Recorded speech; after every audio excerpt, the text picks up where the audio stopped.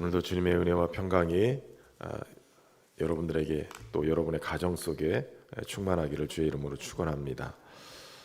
갈라디아서 3장 말씀은 율법과 복음에 대한 분명한 차이를 가르쳐주고 있습니다.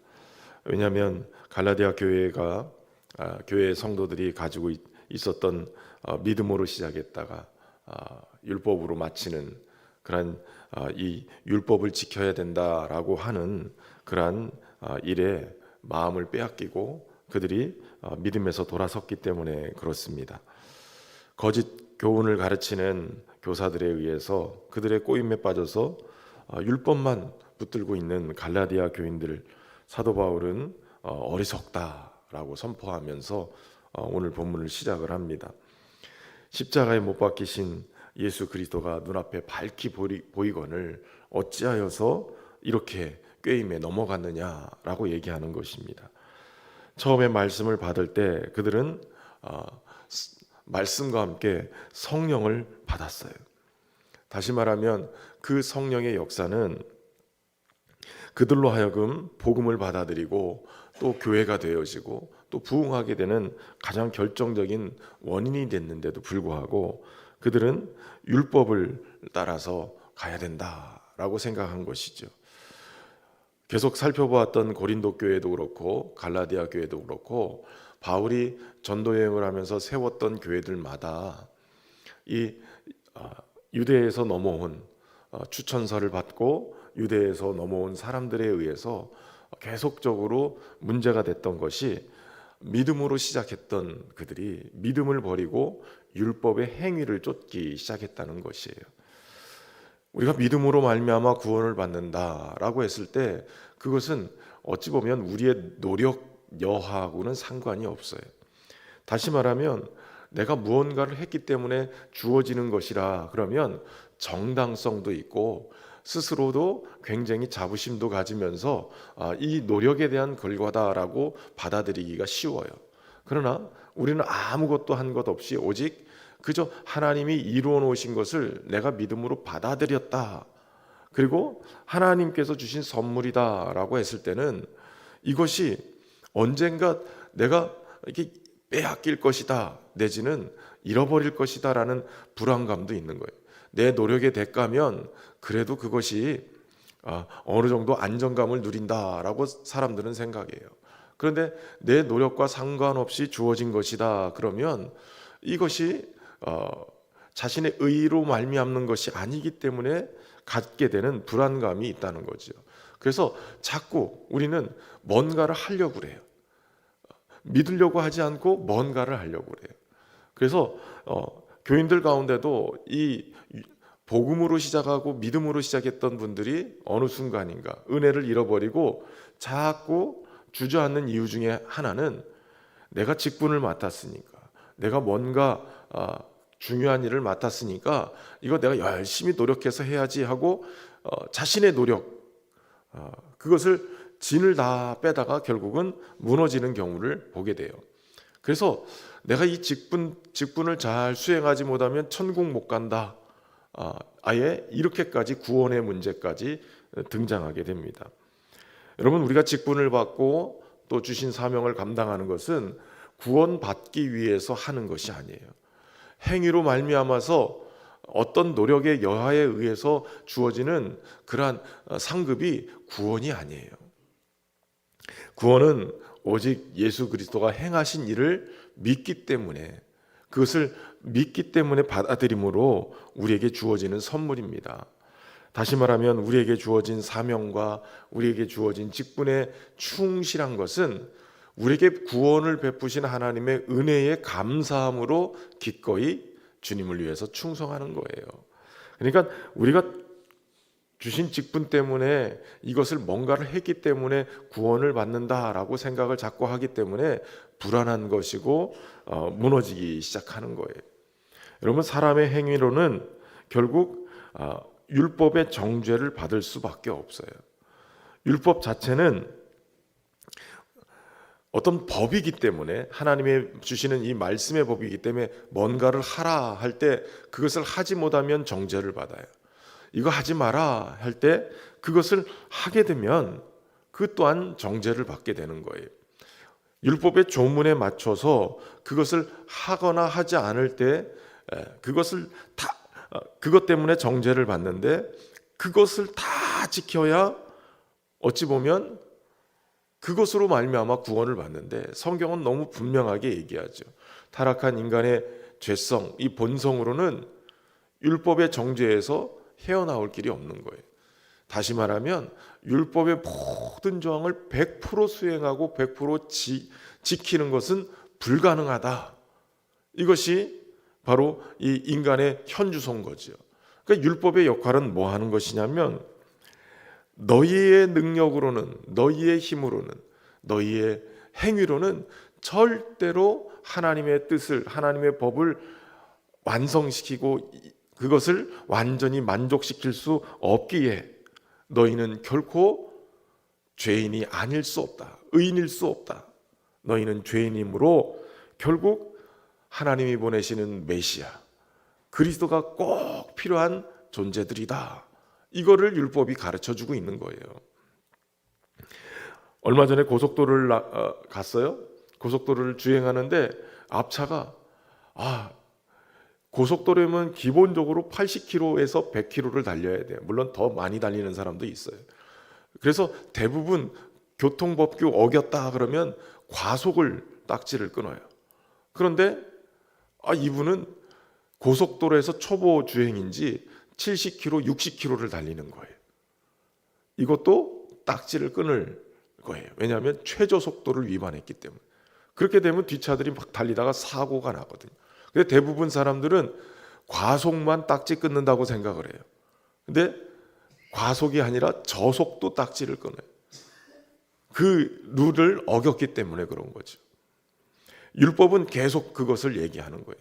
이렇게 해야 된다. 이런 거 하지 말아야 된다. 그런데 인간의 연약함은 하나님의 이 법을 지킬 수가 없는 거예요. 하나님의 영광에 미치지 못하는 거죠. 그래서 결국은 율법의 역할은 뭐냐면 바로 그리스도가 우리에게 필요하다. 예수 그리스도가 우리에게 꼭 필요하다. 그리고 그 율법이 예수 그리스도께로 우리를 인도하는 데까지만 하는 거예요. 예수님이 이제 십자가에서 못 박히신 이유를 오늘 사도 바울은 바로 이 율법을 설명하면서, 율법은 믿음에서부터 난 것이 아니고 율법을 행하는 자가 그 가운데 살리라고 했는데, 율법을 지키지 못하니까 살지 않고 도리어 저주 가운데 있게 된다는 거예요. 그래서 13절에 그리스도께서 우리를 위하여 저주를 받은 바 되사 율법의 저주에서 우리를 속량하셨으니 기록된 바 나무에 달린 자마다 저주 아래 있는 자라 하였습니다. 예수님이 스스로 인간의 몸을 입고 이 땅에 오신 예수님이 인간의 연약함을 다 담당하시는데 어디까지 가셨냐면 저주 아래까지 가신 거예요. 선하신 분이, 죄가 없으신 분이 저주 아래까지 어떻게 갈 수 있어요? 인간의 모든 죄를 끌어안고 십자가 위에서 저주를 받은 자가 되신 거예요. 죄가 없으신 그분이 하나님의 이 율법을 완벽하게, 인간으로는 아무도 할 수 없지만 참 인간이 되신 예수님은 그 모든 율법을 완성시키셨어요. 완전히 행하셨어요. 그리고 율법의 요구를 완전히 들어주신 거죠. 그래서 율법을 완성시키신 예수님은 바로 율법의 아래에, 저주 아래에서 십자가에 죽으시고 그것으로 말미암아서 우리에게 복을 주셨다는 거예요. 여러분, 예수님이 십자가에서 죽으심은 스스로 저주 아래 있어서 저주 아래에 있는 자들을 그곳에서 해방시키고 하나님의 복을 받은 자로 만들어 주신 것입니다. 특별히 이 부분을 설명을 하면서 사도 바울은 율법이 바로 모세를 통해서 하나님이 주셨는데, 모세보다도 더 앞선 그들이 믿음의 조상이라고 부르는 아브라함을 들어서 예를 들어서 설명을 합니다. 아브라함이 하나님의 언약을 받을 때, 하나님의 약속을 받고 그리고 그 복을 받았을 때, 그때 아브라함이 어떤 행위 때문이 아니라 그가 하나님을 믿으니 하나님이 그것을 의로 여기셨다라고 하셨다는 거예요. 그래서 아브라함이 하나님을 믿었기 때문에 하나님이 그것을 의로 정하셔서 아브라함에게 이 복을 주셨는데 430년 뒤에 있는 모세의 율법이 아브라함에게 주셨던 이 믿음의 법을 대체하겠느냐라는 거예요. 율법을 주셔서도 여전히 믿음의 법이 계속 흘러오고 있었다는 것이죠. 다만 율법은 바로 이 믿음이 적용될 수 있도록 우리가 율법의 행위로는 안 되는구나, 믿음으로 되는구나, 이걸 깨닫게 하기 위해서예요. 여러분, 하나님이 주신 의, 다시 말하면 의를 완전히 이루어서 구원받는 자리에 나가는 것은 두 가지 의예요. 하나는 율법으로 말미암는 의, 또 하나는 믿음으로 말미암는 의. 그래서 율법으로는 절대로 의로워질 수 없기 때문에 하나님은 또 다른 의를 주셨는데 믿음으로 말미암는 의. 그래서 아브라함이 믿음으로 의롭다 여겨지고, 또 아브라함에게 약속할 때 그 약속은 아브라함과 그 자손에게 말씀하시는 거예요. 너를 통하여서 복을 받게 하되 너의 자손을 통해서 열방이 복을 받게 하겠다. 그런데 바울은 이것을 굉장히 중요하게 짚어요. 아브라함의 자손들이라고 하지 않고 너의 자손이라고 단칭, 1인칭 명사를 썼다는 거예요. 다시 말하면 너의 자손들이라고 하면 그의 씨를 만나는 그 족보를 다 들 텐데, 자손이라고 했기 때문에 그 자손은 바로 예수 그리스도를 얘기하는 것이다라는 거예요.